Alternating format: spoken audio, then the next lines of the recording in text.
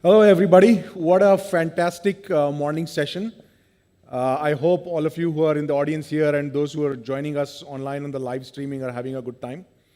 We are ready for the next part of the agenda. So my name is Bhupen Wakankar. I lead the Amazon Global Trade business here in India.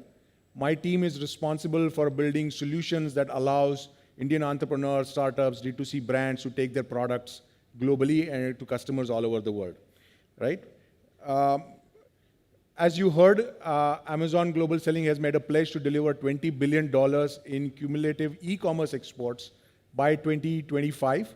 And we are very happy to report that we are on track and looking forward to even further scale up of the business. So what we are here today, we wanted to do a panel on impact of digitization on Indian economy.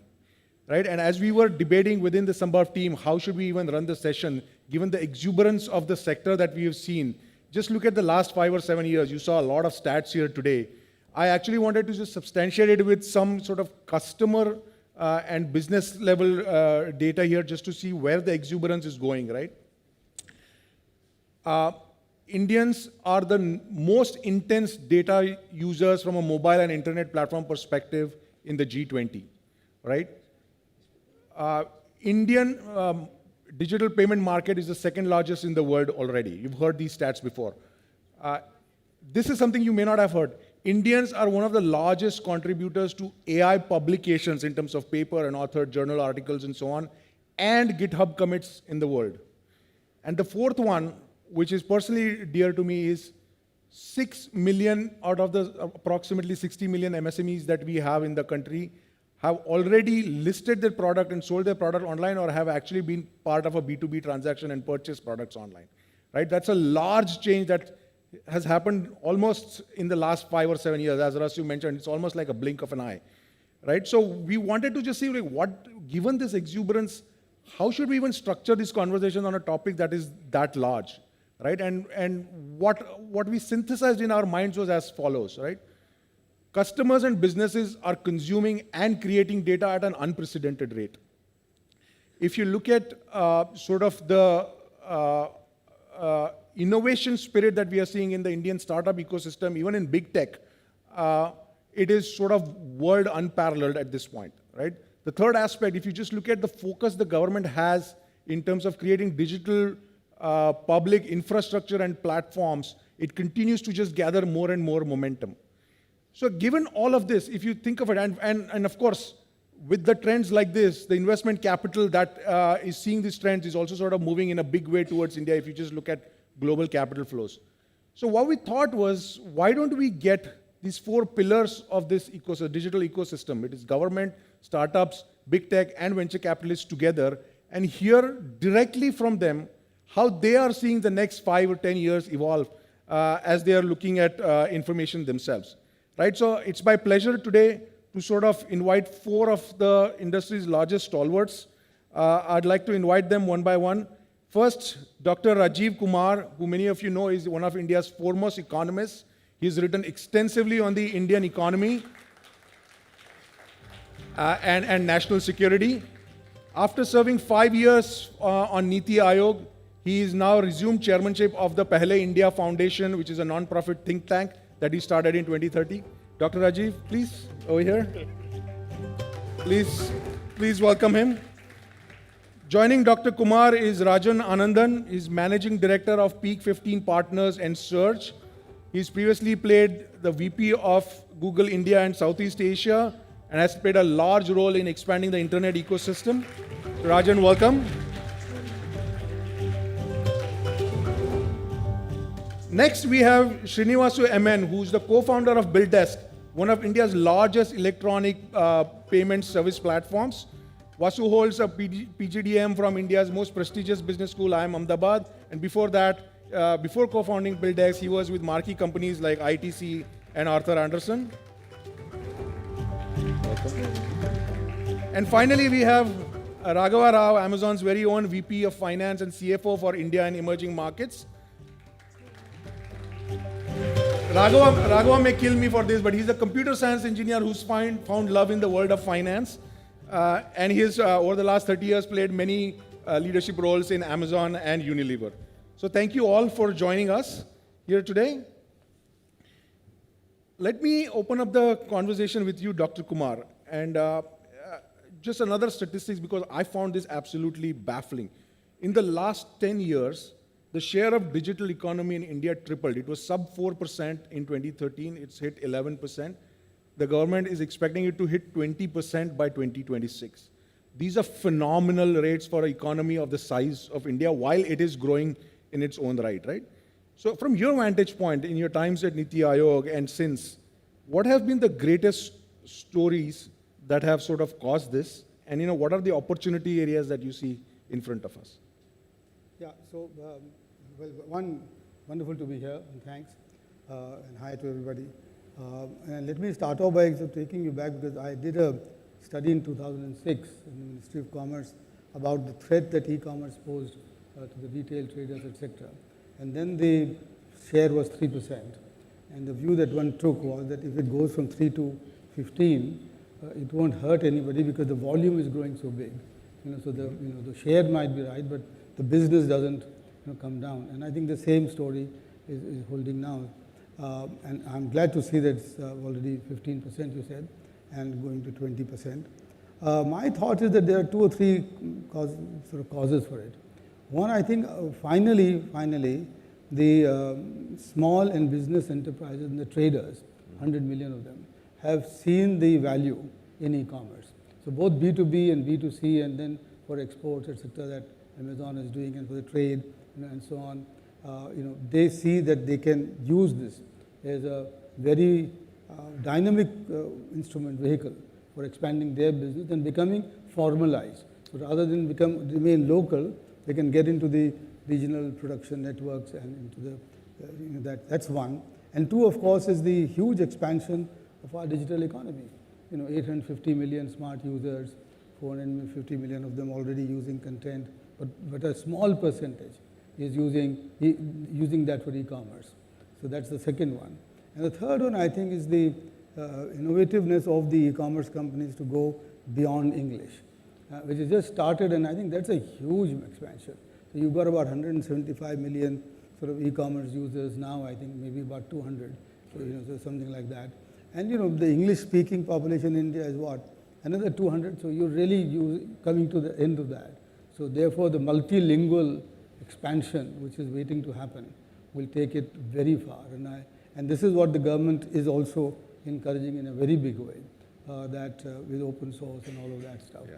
I think those are the 3 things. And then last is, of course, the JAM, the opening of the accounts. The JAM portal. The JAM Trinity. So the Jandan accounts, so that now 96% of the Indian have a bank account, so they can actually link those accounts. Digital inclusion Digital inclusion and the growth of the digital public infrastructure. That's the massive thing, which is why now, having started later than the US and China, we're catching up with them very quickly. As we've done with payments, I think we'll do that with e-commerce. Couldn't agree more, and I think you saw some of the chai card stuff, and the moment we start talking in vernacular languages, sellers just become a lot more comfortable with digital tools and buyers and users. So Rajan, I think let me come to you in a similar way, right? Like we've seen increased reach already in terms of sort of digital tools, cloud computing, even AI for that matter. From your perspective, would love to see what macro trends you're seeing from here on.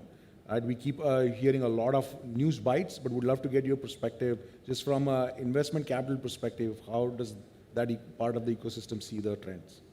Thanks, Bhupen, for having us. So look, basically, if you look at the last decade, go from 2010 to 2020, maybe 2021, India spent over $100 billion, to build the digital economy. 15 was 55 billion was basically the telcos, Jio, Airtel, a little bit of everybody else. I estimate is 25 billion to 30 billion was e-commerce companies, all included. The rest is everybody else, payments, ride-hailing, food delivery, and so on, right? So $100 billion was spent. And the simplest way I like to think about it is, we didn't have roads, and now we have super highways, okay? Now you can't really build fast cars if you have crappy roads, as Niti Aayog has been telling us for a very long time. And now we have these extraordinary roads, and we have the ability to build very fast cars. So what does that mean? so we are investors in tech and tech-enabled businesses that cut across different sectors. One of the sectors we are most excited about is consumer brands, right? So Mamaearth, which is just filed, we are investors in Mamaearth. But our fastest brand to go from 0 to 100 crores of revenue comes from a tier 2 town, did it in 9 months, has 25% PAT, profit after tax. And 3 years after launch, Bhupen, they just crossed 450 crores. They sell in India, they sell online, but they have unique insights, they have unique products and things like that, right? So I think the first thing we're seeing now is this ability to build fast cars. And what I mean by that is capital efficient businesses. Because one of the big concerns about the Indian startup ecosystem was, look, we put in like billions of dollars of capital, where are the profits? Right. Well, they're beginning to show up now because you can't build fast cars on slow roads. You can't really drive fast cars on slow roads, right? So in sector after sector, what we're seeing now is this ability to leverage the 700 million Indians who are on the internet every single month, the 400 million Indians who pay using digital payments, the 210 million Indians who buy products, and so on and so forth, right? To build businesses across sectors, right? Consumer products in beauty, personal care, food. I mean, we just invested in a food company, It's like going to be 100 crores in like 12 months in revenue with profits. That's this is incredible. sort of, and it's not just that, right? Like whether it's education, whether it's financial services, whether it's payments. I mean, if you look at it, India today has about 30 million unique credit card holders. Okay, that's it. There are about 8 unique credit card holders. There are about 80 million credit cards in circulation. What the infrastructure that India has done, right, which is essentially UPI, with credit on UPI, not RuPay on UPI, but credit on UPI, including UPI, India will have, we will see the same thing that happened in payments happen to credit cards, right? So in sector after sector after sector, we're seeing this ability to now leverage, in many ways, reap the benefits of the first 100 billion invested. I think the only other thing I'd say is the cloud for innovation in India. So India today has a twin engine innovation economy, okay? We have one innovation economy that is entirely focused on India across sectors. Every sector in India is innovating, right? Some have large amounts of innovation, some are very, very early. But the other engine is really building for the world, which, in your day job, that's the business that you have. In 2022, and by the way, the only reason you can do that is the cloud, right? Without the cloud, you can't do that. Global cloud. In 2022, 40% of the new startups that raise seed funding between 5 crores and 40 crores, so call it 500,000 US dollars, 5 million US dollars, right? Basically, we're building for the world from day zero. They don't have a single customer in India, be it, and most of these are obviously software companies, right? So they're building vertical SaaS, horizontal SaaS, modern data stack, cybersecurity, etc., but also now brands. Yes. In fact, we must thank you guys. We have one of our brands, that'll soon hit 500 crores. Yeah. They don't sell in India. They just sell products. I'm assuming you're referring to Skillmatics and then the dream run that they've had. You never know. Some of my investor friends are in the room. We don't want them to go ahead and preempt the next round. No, I think fantastic. I hear you say, I think the agility in the ecosystem is there, and it's really just leveraging the infrastructural investments. Which brings me to you, Vasu, right? You've been at the forefront of this rapid adoption of payment systems. Would love to see how you summarize this sort of dream run. What is sort of your summary view of why this has happened, and what that means for the next sort of 3 to 5 years? Okay, so we've been in the business for 20 years, so I have a 20-year view of how things have changed. And I think taking off the point both Rajiv and Rajan made, at least payments has had a dream run, no question about it. I'm not kind of going to repeat the data that's known. Everybody here is a digital payments user in some format. But I think that explosion happened because of a coming together of a lot of things, right? And many of them are perhaps invisible. The 100 billion that Rajan spoke about effectively aids this. Payments is, so to speak, the last mile to any commercial transaction. First or the last mile, depending on how you do it. And it was necessary to solve for it. So I said multiple things came together. The infrastructure came in play. People in remote parts of India had good connectivity. Then there were businesses that needed digital payments to happen. There's an ecosystem of entrepreneurs who responded by creating products. Right? If you just take UPI as an example, it's an infrastructure layer, but why did it really take off? Because people created the necessary apps or the front ends through which people could readily use it. Right? And what did that show? It also showed that if you're solving for a good use case, scale happens. Its scale doesn't need to happen by many multiple $billion, at least in these kind of things. And to be candid, when it started, it wasn't necessarily the best experience, whether in terms of UI, UX, or even a use case. Correct. But adoption happened. So I think what it gave a lead into the entire ecosystem was, if you're solving for a real thing, India has the scale. I think that was the one part. And UPI, the beauty of it is, numbers are very visible, transparent, and it's easy to read. The other thing that happened, I think, if I look at it, this is my personal view,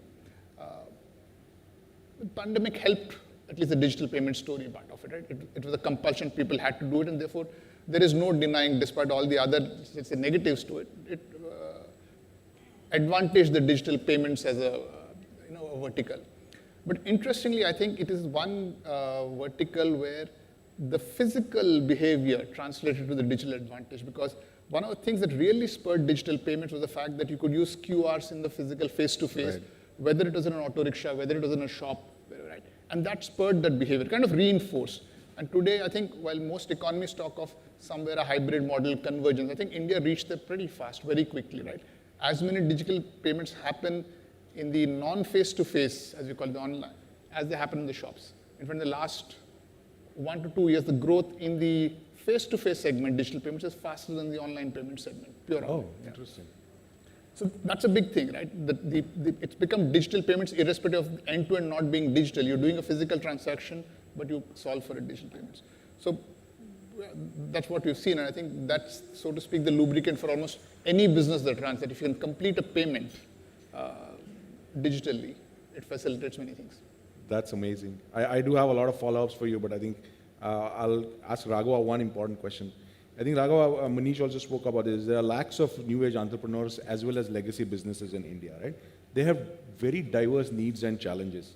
So how do you see how technology helped in creating a level playing field about both these old sort of legacy but aspirational businesses as well as the new sort of startups who are knocking on the doorsteps? Thanks, Bhupen. So if you put yourself in the shoes of an entrepreneur, you typically have a product or a service that you're very passionate about, yeah? Because you've built it yourself, you're hyper engaged with it. After that, to scale, you probably need to solve 3 problems. The first problem is to make your potential customer base aware of the product and service that you've got. That's a marketing problem, maybe creating a demand for it. The second problem is you need to supply your product as service to a wide customer base beyond a local geography or a pin code. Correct. So that's a supply problem. And the third, of course, you need to manage the G&A functions, you need to get credit, you need to do the accounting right, you need to take care of compliance, etc. I think from a technology point of view, the proposition for these entrepreneurs, and while you're doing this, you're also fighting against scale. You're an incumbent, and there are large players who already got a share of the entrenched market. So as technology service providers, I think whether it is Amazon or it's a lot of other options that are available, we tell the entrepreneur, focus on the product and service that you're most passionate about. If you're manufacturing it, focus all your energy in making sure it's manufactured at the right quality, at the right price. And if it's a service, make sure that you design the product, the CX, the UX, in probably what is the best way. And there are technology service providers, including Amazon and including others, who then solve the problem of marketing, who solve the problem of distribution, and who then solve the problem of credit or financing or G&A functions. So that helps you surmount the scale disadvantage that most entrepreneurs have. Absolutely. And I think that is where really the fillip to the economy sort of comes through. And that is what is going to sort of happen going forward. Yeah.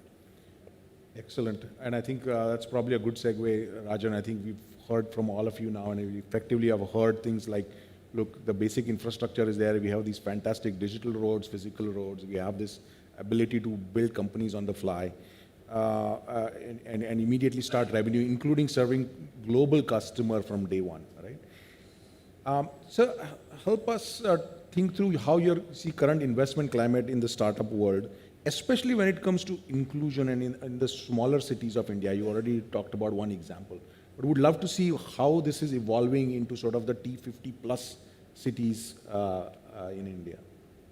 Yeah, look, I think the first thing is there's been a narrative now for probably a year and a half about a funding winter, right? See, basically, funding levels today compared to 2021 are very depressed. Just to give you the data, in 2019, India had about 14 billion per year going into startup funding. 2020, that number was 10 billion. 2021, it went to 44 billion. And 2022 was 25 billion. So I always tell my friends in media that, look, you're comparing once in 100 years summer and now saying, wow, we've got like, it's a cold summer, right? So if you actually look at the trend line, and this year, we'll probably end up at between 10 and 12 billion. So we're pretty much on a trend line. Is it up and to the right? No, but it shouldn't be, right? I mean, and also, by the way, if you go back to 2010, that number was less than $1 billion. Yeah. So we pretty much, even this year, we will be up 12x, maybe 13x. So I think that's number one. Number two, if you look at India dedicated funds today, there is over $10 billion of capital that has been raised just in venture capital, okay? I'm not talking about private equity, to invest in Indian startups. Just our firm, Peak 15 Partners, we have over 20,000 crores of capital that we have not invested, right? So there is no funding. Now, by the way, to be able to access that funding, you do need to build a high quality business. Because, 2021, which everybody looks back to, was a year where with very little traction, with lots of ideas, you could raise capital. That environment has changed for a minute.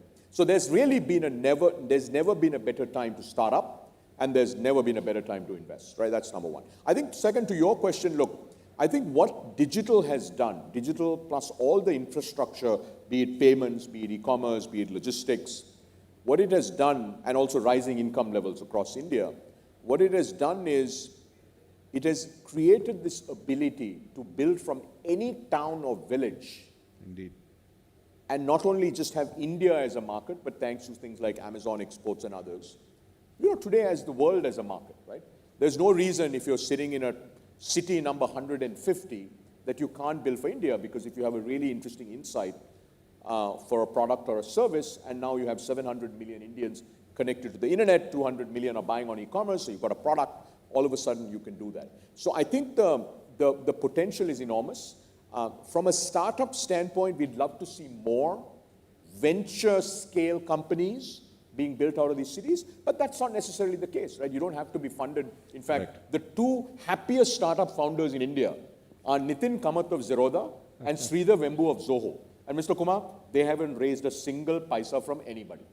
So they're the two happiest because they're the most profitable, they generate the most amount of cash, and they've raised no capital. So there's a way to build these businesses, right? So I think, look, today we're in a point in time where regardless of which small city in India you're from, if you have a great idea for a product or a service, there is no reason you can't build a 100 crore company in 2 or 3 years, revenue that is profitable. And there's just no reason you can't build a 1,000 crore company.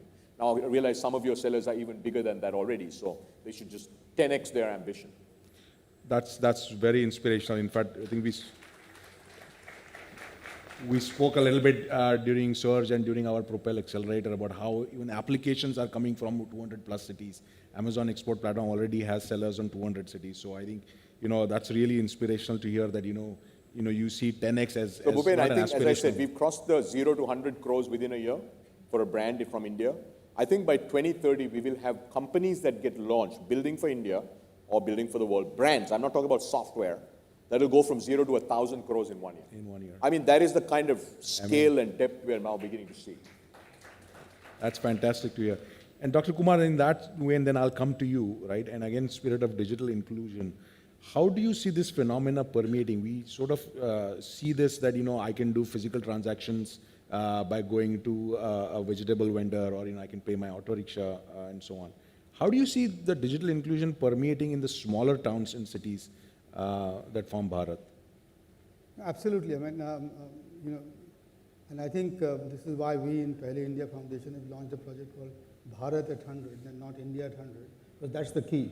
When the 80% move. And that mental model is so critical. That mental model is very critical, and that's where the huge potential is. In the sense that the agricultural sector, 50% of the workforce, 18% of the GDP. So that's where it will have to come up, and I think that's where e-commerce is still yet to penetrate in a very big way. with agricultural products, etc. It's a very small percentage of total e-commerce. It's not easy, but nonetheless, agro-processing, warehousing, and selling abroad, in India as it's doing into, organic farming, etc. All of that is a massive thing. But I mean, talking about Sridhar Vembu, who is also the vice chair on our foundation, he has shown this. He's got his offices in Tinkasi, which is on the border of Kerala and Tamil Nadu. Yeah. And all his workers, all his major people are there, senior people are there, and he himself is there. So that can happen now. And once that begins to happen, then Bharat is going to come alive again. And now I know of a company, I shouldn't name it, I think, but because my son worked in it, which is that they are catering only to tier 2, tier 3, tier 4 cities. And not just that, locally sourcing and supplying. And locally supplying. So that's begun to happen. And that's beyond a unicorn. I mean, that's now $2 or $3 billion dollars, I think, something like that. That's incredible. Yeah, and 10 years, 11 years in practice, and he's into public. So that's happening. But I think the major thing that will happen now, in my view, is that once, the self-help groups, which are 7 lakhs of them, and the women, etc., and they produce a lot of stuff, both mostly, local products, etc.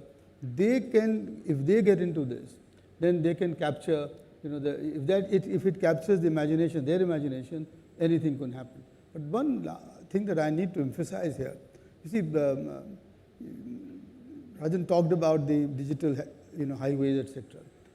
That's all right, and now you've got the physical highways also, and then the aviation.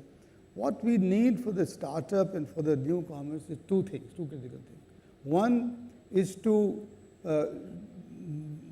lot more lighten the regulatory and compliance burden. Indeed. And from Niti Aayog, and the Prime Minister then said it from 15th of August, actually, 67,000 regulatory and compliance burden, which are all at the local level, and which is where the startups get most hurt and a lot of them. And I think that is beginning to happen because the state governments are now getting into the act to try and solve it. So that's one thing, the regulatory and compliance burden, the lighter the touch, and to realize, which the government has realized, is this the private sector, and the new private sector, which will push it. And the second one is to make the Indian mind, Indian economy, Indian entrepreneur far more export-oriented.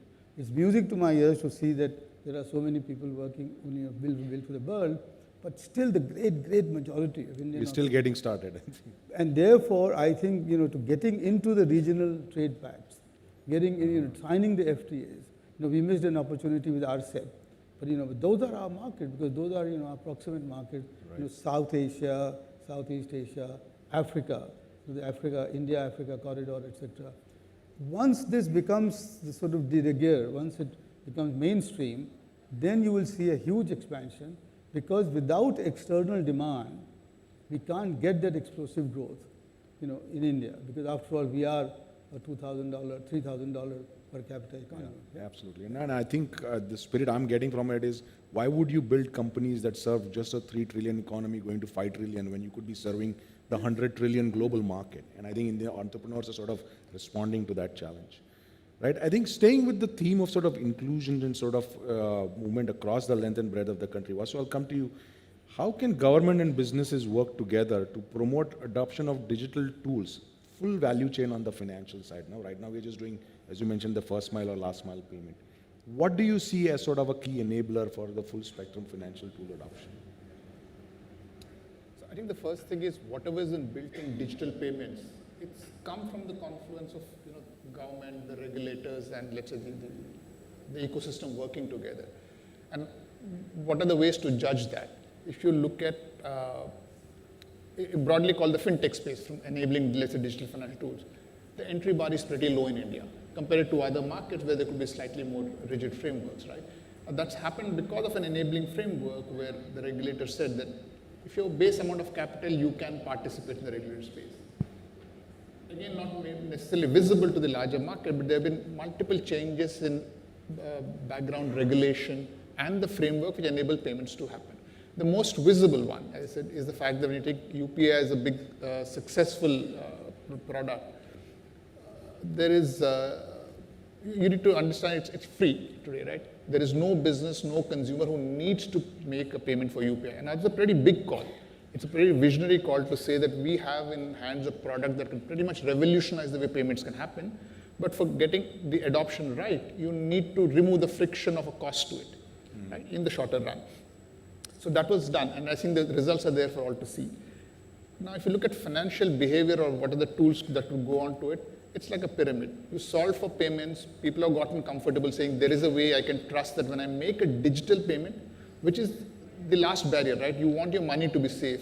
If you have confidence that when you make a payment transaction to me, either by scanning or through an app, the money is going to reach me safely, that layer of trust has been built. Then you start building on it. And I think the next thing that's obviously also relevant to a large bit of your sellers here is the fact that India is solving for how do you make credit available, and that too in a digital fashion. Credit has always been available in And do you see that sort of as the next immediate challenge, Absolutely. sort of opportunity? Solve for payments, then you solve for credit, then you solve for the remaining financial tools around investment. Because as you go up the curve, there's a lot more education and a lot more sophistication needed from the providers in the space. But I think that's the inevitable journey here. Excellent. And I think, Raghav, again, on the same theme of inclusion in smaller cities, how do you see players like Amazon contributing towards accelerating sort of businesses coming out of these parts of the country? So connecting with what I said earlier, an entrepreneur needs to solve for the problem of making their product available, well-known, discovered, and supplied to a wide customer base. At Amazon, we make the listing process very smooth so that if you're an entrepreneur who has a product to sell, it's very easy to list on Amazon as a marketplace. And then we offer tools to make sure that your product is discovered by a wide set of customers, including potential customers who come to the site for browsing, shopping, who are searching for something very unique, etc. And once an order is placed, we make sure that we handle the end-to-end part of it in terms of cash flows to make sure that your money is received on time into your bank account, irrespective of the fact that the end customer may be paying cash on delivery, or they may have paid through a prepaid card, or they may have paid through installments. Correct. So in that sense, we also solve the problem of affordability for your customers without the entrepreneur having to build solutions himself or herself part of it. So those are the ways in which we solve the digitization needs of entrepreneurs. And obviously, we make sure that your customer base is not restricted to a certain geography. It is much more widespread, as Rajan and Rajiv and others were saying. It's not just India, but it is also global in nature. So that's the way in which we solve the digitization problem. And actually, we're getting very good traction. So one of the metrics we track is, in any of our sales or promotion events, what percentage of PIN codes in India have placed orders? And that number is like an amazing 99.5% or so. Yeah.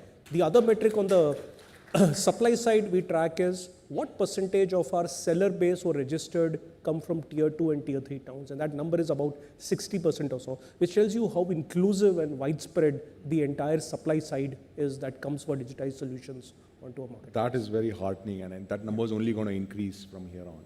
All right. Let me actually change gears and actually therefore say look at more forward-looking stuff. And Dr. Kumar, I'll come to you in that.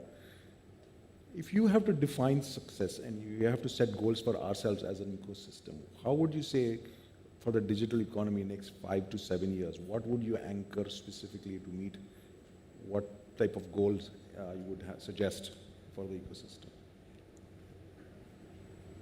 Well, I think because it's tied to the question that you asked, because how we do it, just to carry on a little bit of what Raghav said, I don't know whether you already are, Amazon is on sort of completely voice-driven ordering. And if you do that, and therefore included also the 2,000 dialects that we have in this country, so that will change Amazon India into Hamara Amazon. Yeah. And that's what we, and once you do that, I think that will be the huge explosion can take place. What will happen in the digital world is basically the growth of the Indian economy. It'll just parallel that and probably accelerate further than that. So if the Indian economy, and I personally believe that 6% is, yes, good, but not good enough, and we have the potential actually to grow double digit, 9%, and that is probably what will happen once it starts exploding. So the digital world will probably grow nominally, 9 is real, so it will grow at about 20-25% per annum. And that means that you double every 3 years if you're growing at 25%, and no reason to believe that it has to be different. I was talking to Uday Kotak and saying that this is how the payments have grown, I mean, even more, it's sort of much bigger. So I think if you just compound that growth rate, and then what will happen is that digital can become one of the drivers of the economy. Because as you modernize the trade sector, as you modernize the payment sector, as you modernize the sort of export sector, etc., all of that can become. And I think the biggest connection here would be if, as you said yourself, if digital highways can actually connect India, integrate India into the world economy. We are just still 1.67% of merchandise world trade. Yeah, Think of it, why can't we get 5x here? We can, China has done it, and so we can do it. And just last thing is that China and India both were about 7% of the world per capita income in 1990. We were 6, they were 7. We are now 820, which is very good, 3 times, etc. China is now more than 100% of the world average per capita. That's the one to go, and that's where we are headed, to go that. And I think the digital will make it possible to really, think beyond, these numbers of 6, 7. It's interesting you mentioned like voice, especially vernacular voice becoming part. I think we do talk about in Amazon how voice searches, the share of voice searches. I don't know what percentage of your orders come through voice searches now, but what I've seen, and my wife and I are both farmers also near Hapur, and we grow through natural farming, we do that. But people all over there are into voice, and idea of using this is now, So I get voice messages from the chap who's working on my field, saying, and not. Yeah, we've already seen people if leave you do WhatsApp that, messages your expansion rather than. possibilities are just amazing. They just go beyond everything. But there you have to work hard. So then you got your voice changing every 50 kilometers in India, and therefore can you do that? Which Vasu presents me an interesting By the way, question. can I make one other point? Yeah, which go is that, and I was saying this here, which is that India is yes, but one of the major lessons from me from Niti Aayog is that every state is a different market in India. And so you've got to cater because, UP where I come from, 250 million people, and itself has 4 very distinct parts. And very different dialects and very different. And geographies and economies and futures. So I think what you need to think through, and this is happening.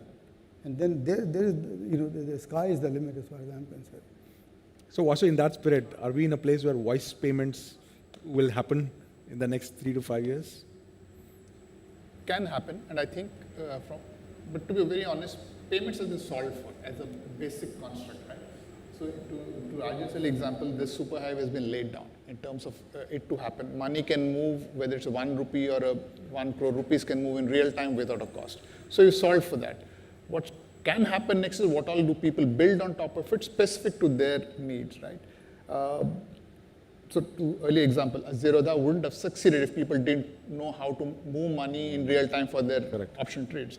So I think we will see that happen, right? How does credit move? How does investment move? And I think if there's one thing to be solved for there is small ticket investments. People still haven't figured that out. So you go to the remotest of villages, people can do digital payments. What you need to figure out, how do you leverage it for specific businesses?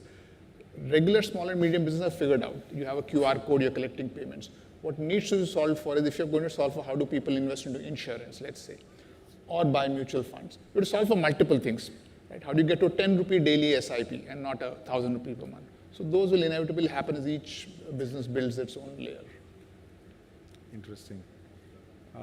Raghava, coming to you, we get into the wrap-up part of the panel. Sitting where you are, what are the top 3 things you want to tell entrepreneurs and business owners in the audience here as they aspire to tap into the next version of the digital economy? I think the first thing that I want to tell them is to stay customer focused. Make sure that the product and service that you're building is designed exactly to solve for the customer needs and doing so in a differentiated manner. Clearly, that's where, like I said earlier, your passion lies. So make sure that you're absolutely focused on the customer and you're building a product that is designed for them and is differentiated from what others might be offering. So that's the first advice that I would give. The second advice I would give is embrace technology in a very large manner. Now, it's possible that the product and service that you're building is very down to earth. It may be, I don't know, let's say some piece of clothing or some organic food item or something else which may not have a large digital technology component. But it's important for you to switch to a mental model where you embrace digital technology for marketing, for distribution, for supplies, for popularizing your product, advertising, etc. And make the effort to learn about this technology and embrace it through whatever Amazon or some of the other service providers that you've got. That's the second advice I would give. The third one is be prepared for taking some degree of risk and thinking long term, and take that risk in a manner that you're comfortable with, but be patient. It's always true. Sometimes people tend to overestimate what will happen in the next 2 years, but they seriously underestimate what could happen in the next 10 years. And I think we are very fortunate to be living in an era where there's rapid digitization that is happening. So summarizing, if you're focused on your customer or consumer, you're building a product which is awesome, you're embracing digital technology, and you're patient and you're taking the right degree of risk that you're comfortable with.